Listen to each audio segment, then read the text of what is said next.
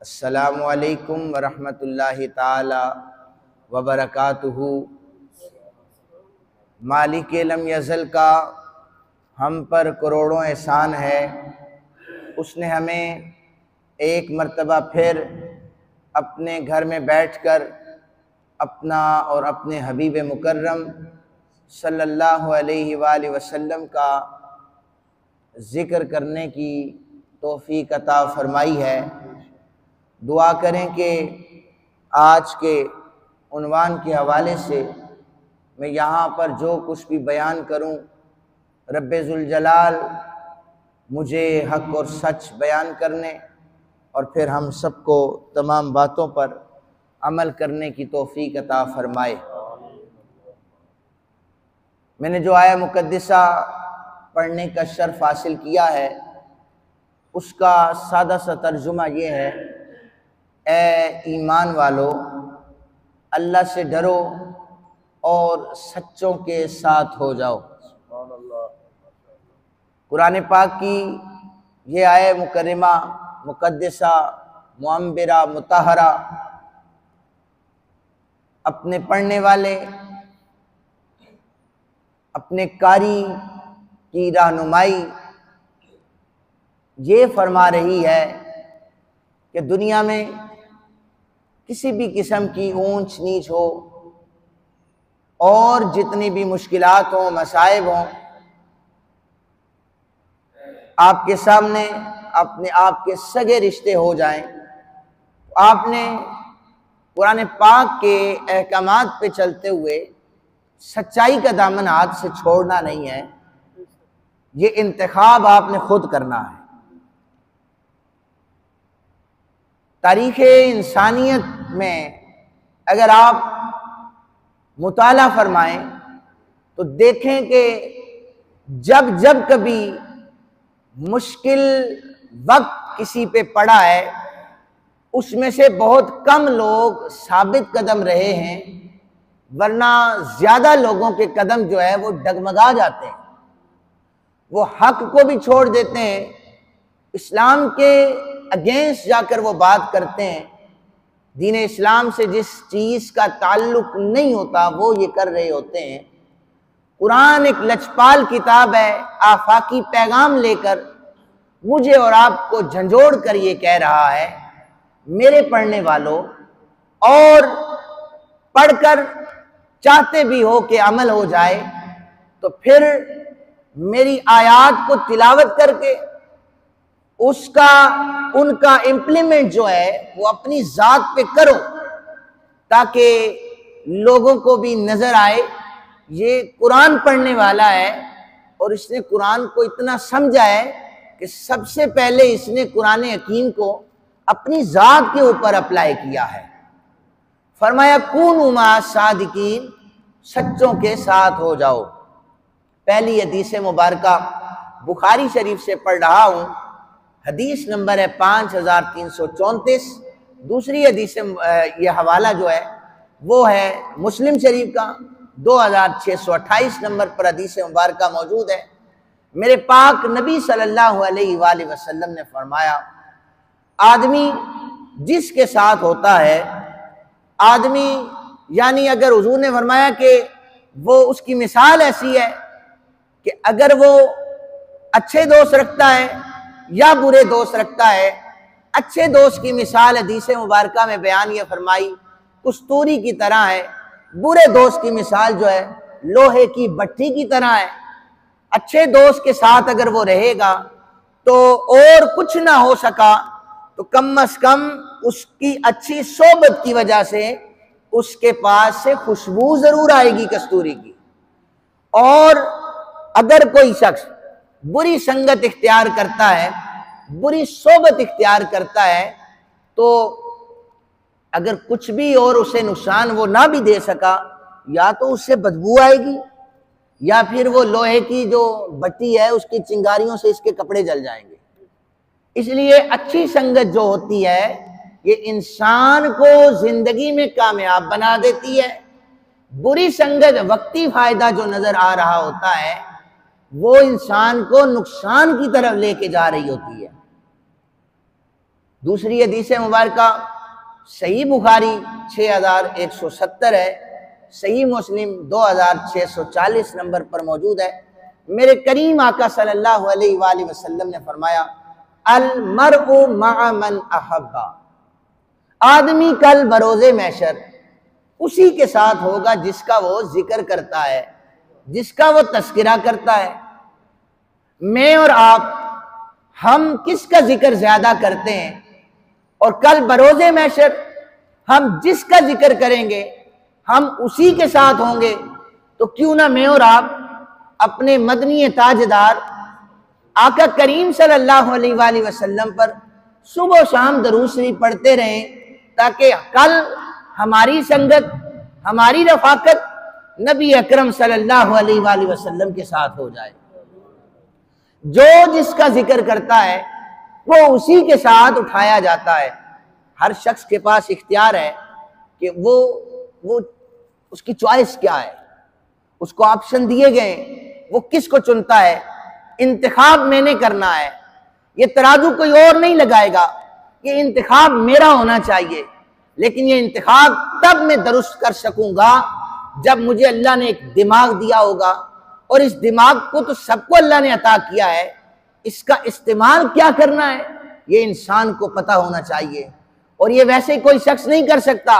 याद रखें कि जब तक किसी के पास इल्म नहीं हो सकता, जब तक किसी के पास इल्म नहीं हो सकता, वो इस दिमाग को सही तरीके से इस्तेमाल में नहीं ला सकता।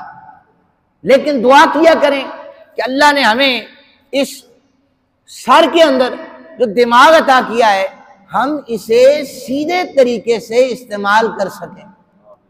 मेरे और आपके पास ऑप्शन मौजूद हैं, हमने इंतखाब किसका करना है।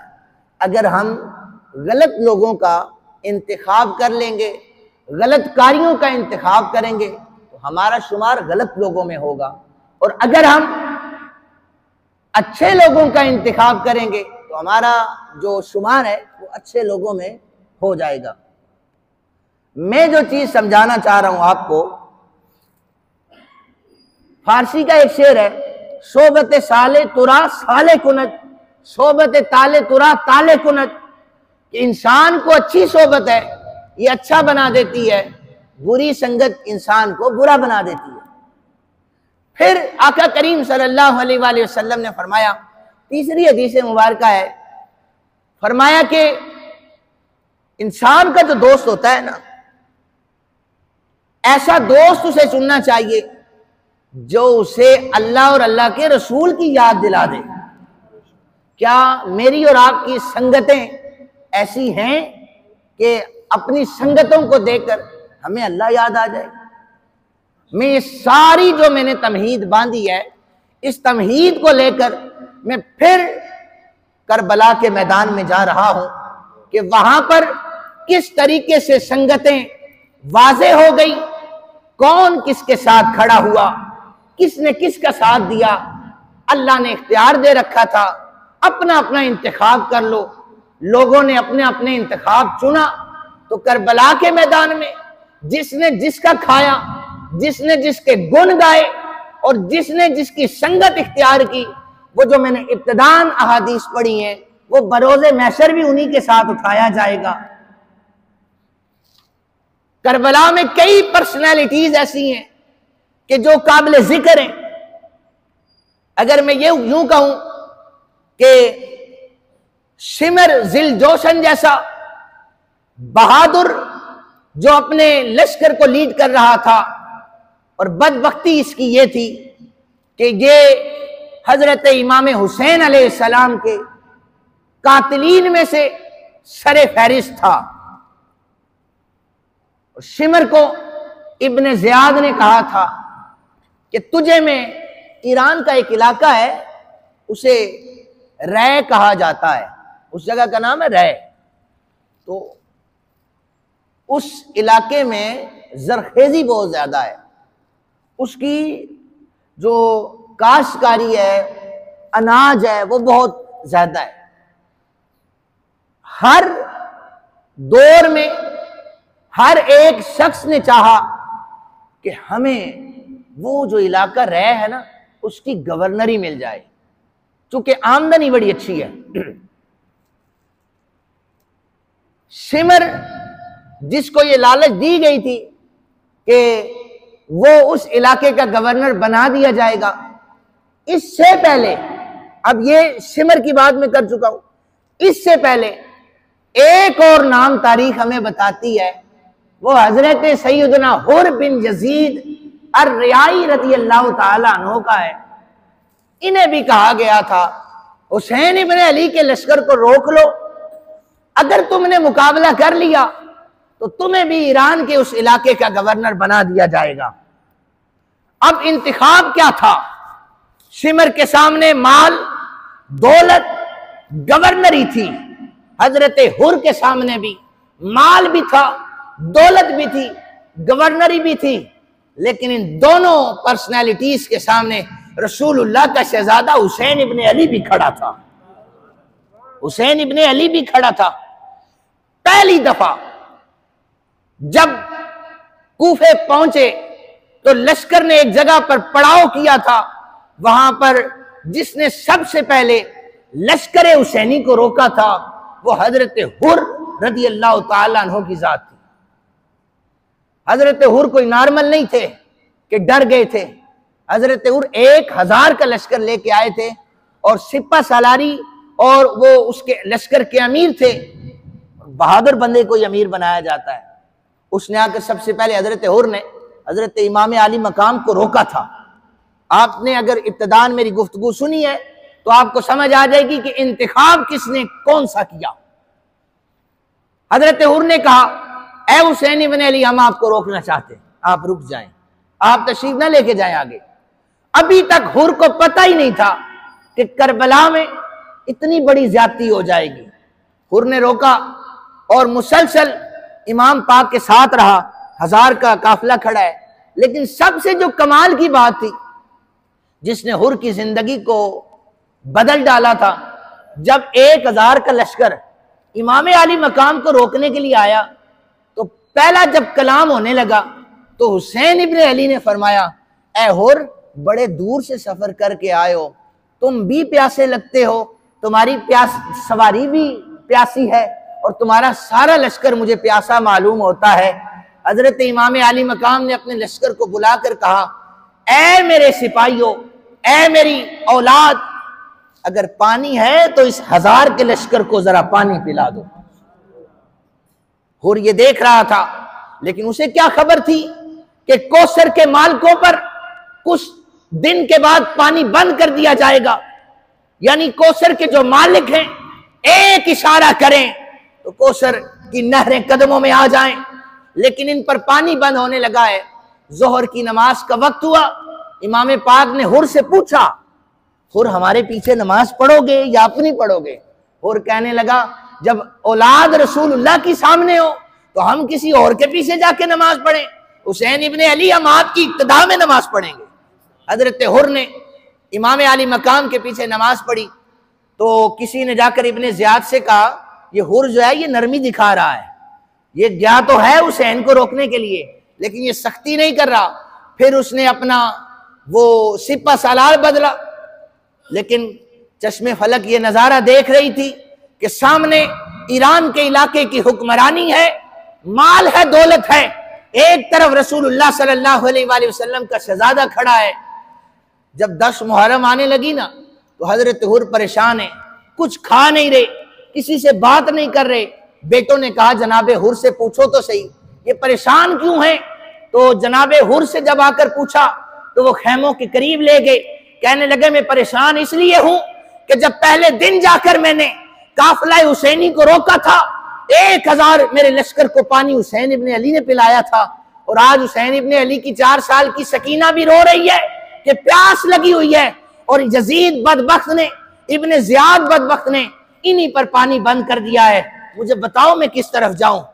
अब सारों की नजरें लगी हैं, हुर जैसा बहादुर फैसला क्या करेगा? सुबह अभी सूरज निकला नहीं था।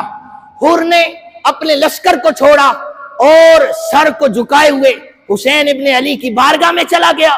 यजीदियों ने आवाज देकर कहा, हुर, इलाका ईरान की गवर्नरी तेरे सामने है, माल तेरे सामने है, दौलत तेरे सामने है, क्या कर रहा है? हुर कहने लगा, ये दौलत भी तुम्हें मुबारक हो, ये ईरान के इलाके की गवर्नरियां भी तुम्हें मुबारक हो। मैं रसूलुल्लाह के शहजादे के पास जा रहा हूं, अल्लाह के फजल से अल्लाह मुझे हुसैन इब्ने अली के सदके से जन्नत अता फरमाएगा।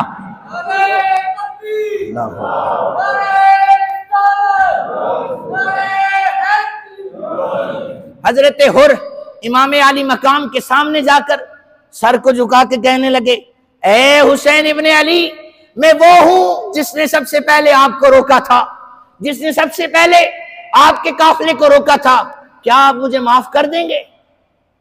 हजरत इमाम अली मकाम ने फरमाया, जो सच्ची तौबा करता है उसे अल्लाह माफ फरमा देता है। हुर तू आ गया है, अल्लाह तेरी तौबा को भी कबूल फरमाएगा। जंग के मैदान में चालें होती हैं, ये बहुत बड़ा फैसला था इमाम अली मकाम का हुर को कबूल करना। यानी ये चाल हो सकती थी कि यजीदी फौज का सिपा सालार हुसैन इब्ने अली के लश्कर में अकेला शामिल हो गया है, लेकिन हजरत इमाम अली मकाम देख रहे थे कि ये गुलामी करने आया है, साजिश करने नहीं आया। हुसैन इब्ने अली को पता था, वो जानते थे, उन्होंने हुर को कबूल किया। अब जो मैं फिर पहले जो हदीसें मैंने पढ़ी हैं कि दो शख्सियात हमारे सामने हैं, एक शिमर की शख्सियत है, एक हजरत हुर बिन यजीद अर्रियाई की शख्सियत है। किसने किसको चुना? हुर बिन यजीद ने हजरत इमाम अली मकाम को चुना और शिमर ने माल को चुना, दौलत को चुना। कल शिमर का जो फैसला है उसे उठाया जाएगा यजीदी लश्कर में, इब्ने जियाद के लश्कर में, और हुर बिन यजीद को हजरत इमाम अली मकाम के लश्कर में उठाया जाएगा। फिर जंग हुई तो सबसे पहले जो हजरत इमाम अली मकाम की तरफ से लड़ने के लिए यजीदियों को ललकार रहा था वो हुर बिन यजीद ललकार रहा था। और फिर जिस्मों पर नेज़ों के जख्म, तीर चले, जिस्म छलनी छलनी हो गया। हजरत हुर अल्लाह ताला की बारगाह में वासिले बाहक हो गए। जमाने वालों ने देखा कि जन्नत के लिए जान भी देनी पड़ती है, कभी कभी मुश्किल रस्तों को चुनना पड़ता है, अपना इंतखाब करना पड़ता है। मैंने जो हदीस पढ़ी है उनमें क्या है, आपका इंतखाब क्या होना चाहिए। इसलिए मुश्किलात आ जाए तो कम से कम ये देखें कि हमने चुनना किसको है। मुश्किल वक्त में हमारा फैसला इस्लाम के मुताबिक है या नहीं है। मैं इसी आय मुकद्दसा जो मैंने पढ़ी है, आमनुत्तकुल्लाह वकूनु मा सादिकीन के ज़िमन में मैं दूसरी दो शख्सियात का जिक्र करने लगा हूं। आपने एक नाम सुना है, हजरत साद बिन अबी वक्कास रज़ी अल्लाह ताला। ये अशरा मुबशरा सहाबी रसूल है। नबी पाक सल्लल्लाहु अलैहि वसल्लम ने जिन 10 लोगों को कहा है ना, ये जन्नती है, ये जन्नती है, ये जन्नती है, उनमें हजरत साद बिन अबी वक्कास भी। और ये कौन है हजरत साद बिन अबी वक्कास? ये जरा तवज्जो से सुनिए, आपको ये मेरी अगली बात भी समझ आ जाएगी। हजरत साद बिन अबी वक्कास कौन है? ओहद का मैदान था, चारों तरफ से तीर चल रहे थे। हजरत साद बिन अबी वक्कास ढाल बनकर मेरे आका करीम सल्लल्लाहु अलैहि वसल्लम के सामने खड़े थे। हजरत साद का नजरिया ये था, किसी भी किस्म का कोई तीर आए साद के सीने में लग जाए, रसूलुल्लाह को नुकसान ना पहुंचे। ये हजरत साद का नजरिया था। और इससे भी खूबसूरत बात कि हजरत साद जब तीर उठाकर काफिरों पर फेंकते थे ओहद के मैदान में, तो तीर नबी पाक सल्लल्लाहु अलैहि वसल्लम खुद उठा के देते थे। साद ये लो तीर, ये तीर है, अब मारो। तीर उठाकर हुजूर दे रहे हैं और हजरत साद फेंके जा रहे हैं दुश्मनों की तरफ। और इससे भी मजे की बात कि मेरे आका करीम सल्लल्लाहु अलैहि वसल्लम को 1,24,000 सहाबा कहते हैं, हुजूर फिदा का अबी व उम्मी, हमारे माँ बाप आप पर कुर्बान जाएं। लेकिन ये ऐसी हस्ती है हजरत साद बिन अबी वक्कास, हुजूर तीर पकड़ाते हैं, साद कहते हैं, साथ साथ फरमाते हैं, ऐ मेरे साद, मेरे माँ बाप तुझ पर कुर्बान हो जाएं। कोई आम बात थी? हजरत साद को हुजूर फरमा रहे, मेरे माँ बाप साद बिन अबी वक्कास पर कुर्बान हो जाएं। पूरा जिस्म इनका छलनी हो चुका था ओहद के मैदान में। और ये वो साद बिन अबी वक्कास हैं कि जिन्हें कहा गया था कि अली बिन अबी तालिब पर तुम लानत क्यों नहीं भेजते? तो हजरत साद बिन अबी वक्कास ने कहा था, कैसे अली पर लानत भेज दूं? जब हजरत फातिमा पाक के निकाह की बारी आई तो वो भी रसूलुल्लाह ने अली को चुना। बिस्तर पर सुलाने की बारी आई, रसूलुल्लाह ने अली को चुना। जब हाथ पकड़कर बुलंद किया, रसूलुल्लाह ने अली को चुना। साद बिन अबी वक्कास की जुर्रत क्या हो सकती है कि वो अली के खिलाफ चला जाए? ये हजरत साद ऐलान करें। लेकिन अब तारीख के औराक को आप उल्टाएं तो करबला के अंदर हजरत साद बिन अबी वक्कास का बेटा अमर बिन साद, ये दूसरी पर्सनैलिटी है। इसने क्या किया था? ये बात याद रखें, बाप अच्छा हो तो बेटा अपनी बुरी संगत की वजह से बदल सकता है। बाप अच्छा हो, बेटा बुरी सोबत की वजह से बदल सकता है। फिर मैं आपको हदीस मुबारक सुना रहा हूं पहले, जो मैंने पढ़ी है। आदमी की संगत जो होती है वो उसके नफे नुकसान का बाइस बनती है। अमर बिन साद, उधर साद बिन अबी वक्कास हुजूर के सामने सीना तान के कुफार के सामने खड़े हैं, तीर रसूलुल्लाह की तरफ ना आए। और साद बिन अबी वक्कास का बेटा अमर बिन साद, इसके पास गवर्नरी का लालच, माल की लालच, दौलत सामने है। इसने ललकार के कहा था, आप तारीख तबरी उठाएं, अल बिदाया वन निहाया उठाएं। इसने ललकार के कहा था, ए करबला में खड़े होने वाले, इब्ने ज़ियाद के लश्कर में जितने लोग हैं वो सुन लें, और जितने हुसैन पाक के लश्कर में लोग सुन लें, मैं सबसे पहला तीर हुसैन इब्ने अली को मारने लगा हूं। ये किसका बेटा है? अशरा मुबशरा सहाबी है। और बेटा क्या कर रहा है? इससे हमें तो कम से कम ये बात वाज़ेह हो गई, बुरी संगत इंसान को बुरा बना देती है, बुरी सोबत इंसान को बुरा बना देती है। बाप जन्नती था, बेटा बताकर गवाह बनाकर कह रहा है, तीर मारने लगा हूं रसूलुल्लाह की औलाद को, गवाह रहना। अब ये अमर बिन साद भी तलब करेगा कि हुजूर से सिफात मुझे मिल जाए। मजे की बात, जो सारा मैं अगर इसका कंक्लूजन निकालूं, हुजूर की औलाद को शहीद करने वाले, उन पर जुल्म करने वाले, उनकी मुबारक जिस्मों पर घोड़े दौड़ाने वाले, उनकी बेटियों को कैदी बनाने वाले, ये उम्मत थे। कौन थे? उम्मती थे। मुझे एक शख्स काफी पहले कहने लगा कि आप वाक़या करबला बयान करते हैं, हमारा दिल चाहता है कि हम भी अगर उस वक्त होते तो हुसैन इब्न अली की लश्कर में होते।